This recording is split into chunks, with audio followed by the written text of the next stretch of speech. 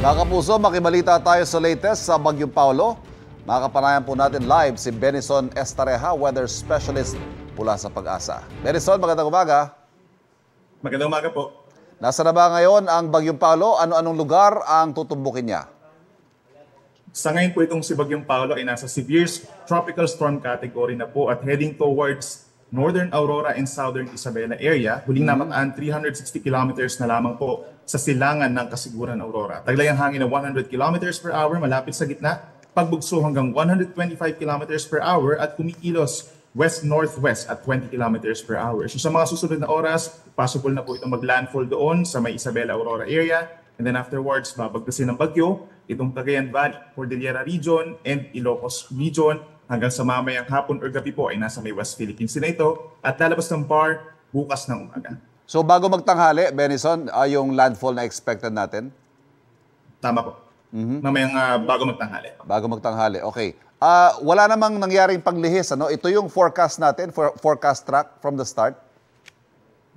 Yes, base pa po dun sa mga nagdaang araw, yung ating forecast track dito kay Bagyong Paulo ay dito pa rin po sa may northern and central Luzon. So nagkakaroon naman ng slight changes within the forecast cone pa rin naman po. But now naman is consistent naman na dun pa rin ang daan niya. Posible kaya lumakas pa ang Benison, ang bagyo, bago mag-landfall?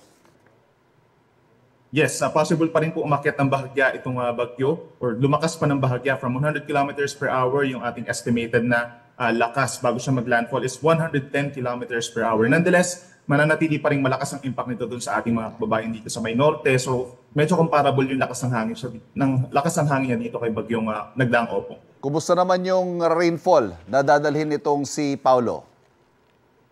Yung rainfall naman inaasahan dito kay Bagyong Paulo, expected po na dun sa mga dadaanan ng bagyo talaga dito sa may parting magsisimula yung malalakas na ulan sa Isabela, Quirino, Aurora, and then afterwards, almost the entire Cordillera region and Ilocos region magkakaroon din po ng mga malalakas na mga pag-ulan throughout the day po yan. Then other areas pa ng Luzon, kabilang Metro Manila, itong Southern Luzon, may mga light to moderate rains pa rin po as well as Western Visayas. Paalalahanan natin ang mga kababayan natin sa posibleng storm surge, Benison? Yes, yung ating mga kababayan po dito sa mga malapit sa mga baybayin ng Cagayan, sa may Isabela, sa may Northern Aurora, possible po yung hanggang 3 metrong taas ng mga daluyong or storm surge, no? Pagragasa po ng tubig dito sa ating mga pampang. At aasahan din po yung 1 to 2 meters na storm surge dito sa may Ilocos Norte, sa may hilagang bahagi pa ng Cagayan, sa may Babuyan Islands, as well as Northern Quezon, kapilang Polillo Islands. Nabanggit mo kanina, ngayong maghapon, magla-landfall at tatawid sa hilagang Luzon, pero baka mamayang gabi o bukas lalabas na ng PAR. Ano kayang weather na inaasahan natin for the weekend, Benison?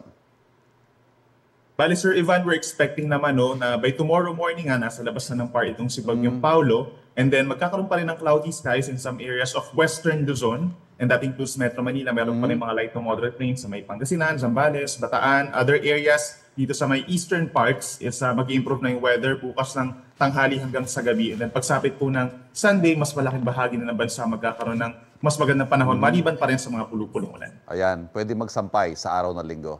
Benison Estareja, weather specialist mula sa Pag-asa. Maraming salamat. Salamat po. Kapuso, huwag magpapahuli sa latest news and updates. Mag-iuna ka sa balita at mag-subscribe sa YouTube channel ng GMA Integrated News.